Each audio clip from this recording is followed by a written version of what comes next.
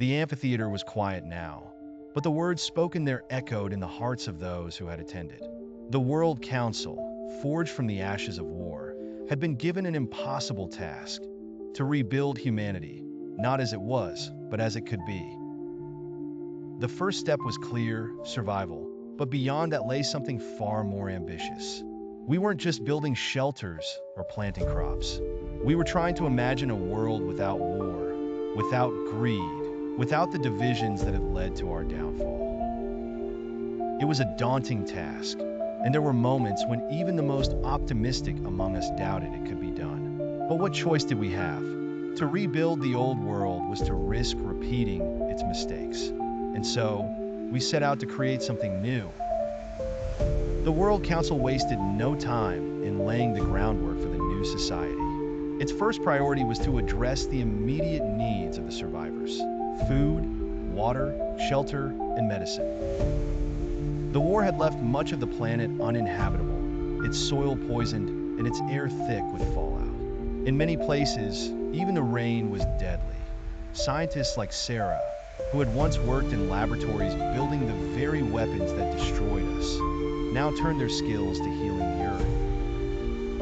They developed methods to purify water, detoxify soil, and grow crops in contaminated environments. It was slow, painstaking work, but every small success felt like a victory. At the same time, the Council began drafting what they called the Global Charter, a document that would serve as the foundation for the new world. Unlike the constitutions of old nations, the Charter wasn't about power or governance. It was about values: what we stood for, what we wanted to protect, and what we hoped to become. I still remember the day they unveiled the first draft. We had gathered in the amphitheater once again, the air crackling with anticipation. One of the council members, a teacher named Alina, read the opening lines aloud. "We, the people of Earth, declare that the divisions of the past have no place in the future. We are one species, one planet, and one destiny. Let this be the age of unity, an age where the power of the atom is used not for destruction, but for creation." The crowd erupted into applause. For the first time since the war, it felt as though we had something to believe in. If there was one thing the council agreed on, it was that the new world would rise or fall based on how its children were taught. Education became the cornerstone of the new society, not just as a means of imparting knowledge, but as a way of shaping values.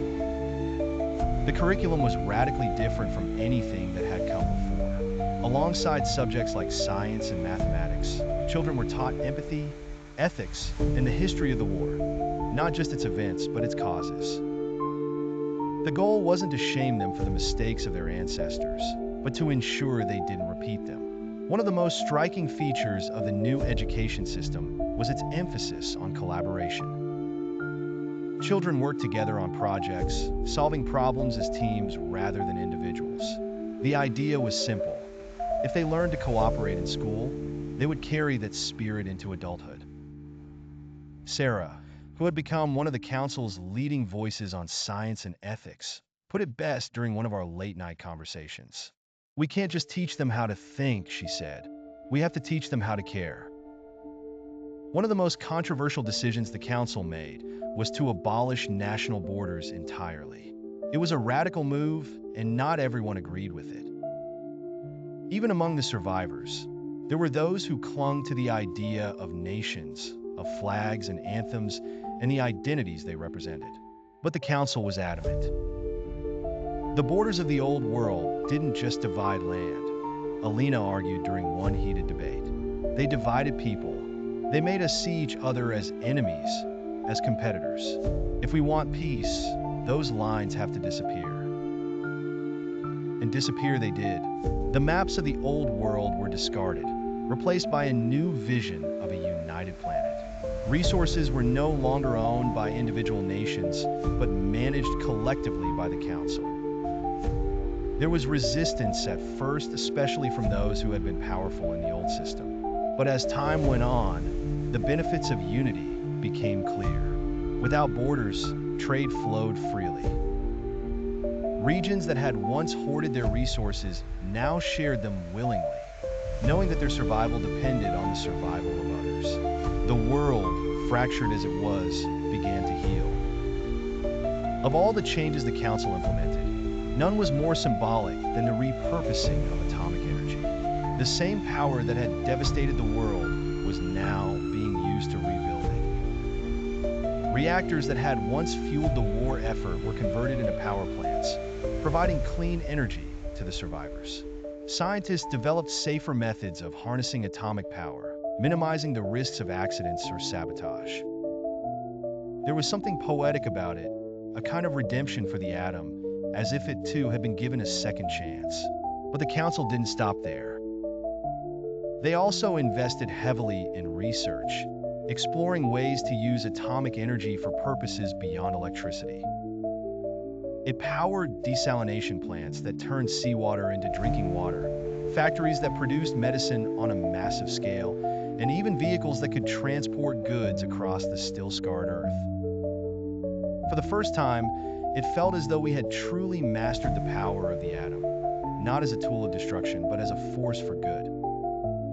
Of course, not everything went smoothly. The transition from the old world to the new was fraught with challenges. There were those who resisted change, who longed for the return of the old systems, flawed as they were. Some hoarded resources, others tried to seize power for themselves. The Council dealt with these threats as best they could, but they were reminders of how deeply the scars of the past ran. There were also logistical challenges. Rebuilding infrastructure, distributing resources, and establishing communication networks were monumental tasks, made even harder by the lingering effects of radiation and environmental damage. For every step forward, it often felt as though we took 2 steps back. But we kept going. We had to.